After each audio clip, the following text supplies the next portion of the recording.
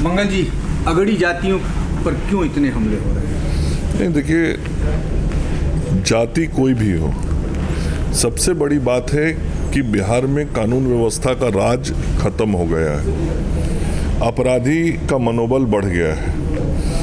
अपराधियों के मन से पुलिस का भय समाप्त हो गया है। प्रशासन और शासन का भय समाप्त हो गया है और थोड़ा भी डर अब ना तो कानून का है, ना पुलिस का है, ना शासन प्रशासन का है, जिसके कारण अपराधी बेलगाम हो गए हैं। जब जिसको जहां मन करता है किसी भी तरह के अपराध को अंजाम दे देते हैं और हत्या जैसी जघन्य अपराध तो आज जैसे बाढ़ सा आ गया है बिहार में। जब सुनिए रोज हत्या होती जा रही है और इस प्रकार का सामूहिक हत्या, वो भी छठ पर्व के दिन। जब पहले बिहार में छठ के समय में कभी कोई इस प्रकार की घटना नहीं होती थी, लेकिन छठ के दिन ऐसी घटना हुई, 3 लोग एक साथ मार दिए गए।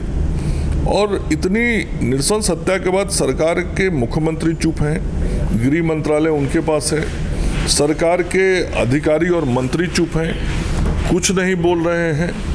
और जिस समाज वर्ग के व्यक्ति की मृत्यु हुई है, आज निश्चित रूप से उस समाज में, उस वर्ग में ये लग रहा है कि ये एक परिवार के 3 लोगों की मृत्यु हो गई, लेकिन सरकार को की जो संवेदना दिखनी चाहिए थी, सरकार की जो गंभीरता दिखनी चाहिए थी, सरकार की जो सक्रियता दिखनी चाहिए थी, वो कुछ भी दिखाई नहीं पड़ रहा है। तो कहीं ना कहीं समाज के लोगों को लगता है कि भेदभाव हो रहा है।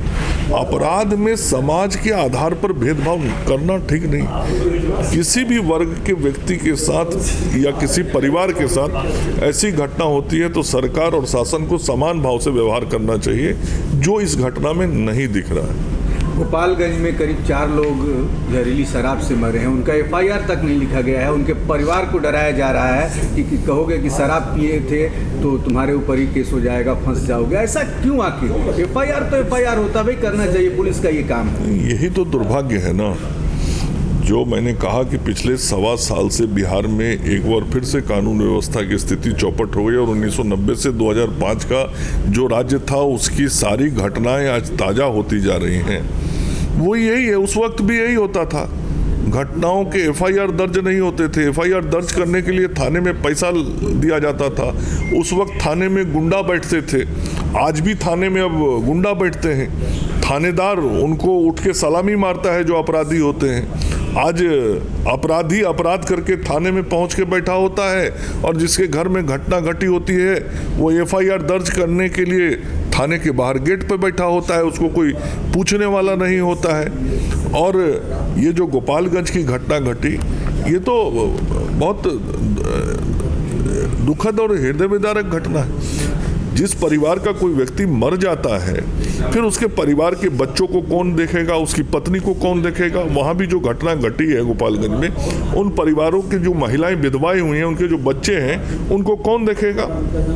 और ये सरकार अपनी नाकामी छिपाने के लिए कि हमारे यहाँ शराबबंदी है, हमारे यहाँ शराब नहीं बिकता है, ये ना, और खुलेआम शराब बिक रहा है। कहीं भी आप सब मीडिया के साथी हैं, जाके गांव देहात में किसी से पूछिएगा, जनता बताएगी कि शराब सर्वत्र उपलब्ध है, खुलेआम उपलब्ध है, घरों में उपलब्ध है, लोग कहता है। और जब इस प्रकार की घटना घटती है तो इसका जिम्मेवार कौन है? आखिर सरकार काहे के लिए होता है, प्रशासन काहे के लिए होता है, पुलिस तंत्र काहे के लिए होता है, जब मालूम ही नहीं है कि आपके थाना क्षेत्र में, आपके जिले के अंदर जहरीली शराब बन रही है, जहरीली शराब बिक रहा है। तो जब आप पता नहीं कर सकते, रोक नहीं सकते, कार्रवाई नहीं कर सकते, तो काहे को शासन सत्ता चला रहे? छोड़ दीजिए। एक सवाल और, आप बंगाल के प्रभारी भी हैं। बंगाल में जितनी आक्रामकता आप दिखा रहे हैं, कोई भी घटना घटती है, फिर वो आक्रामकता बिहार में क्यों नहीं दिखा?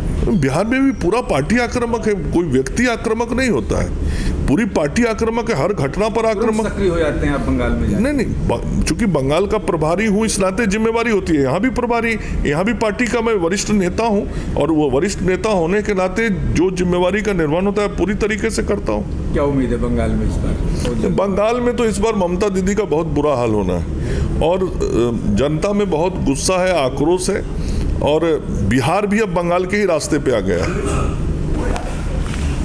बिहार भी अब बंगाल के ही रास्ते पर आ गया है। मंगल पांडे बिहार के प्रभारी हैं और जितना आक्रामक दिखते हैं बंगाल में, कहे कि यहाँ भी हम पार्टी के वरिष्ठ नेता हैं और उतने ही आक्रामक हैं। मैं मनोज चतुर्वेदी।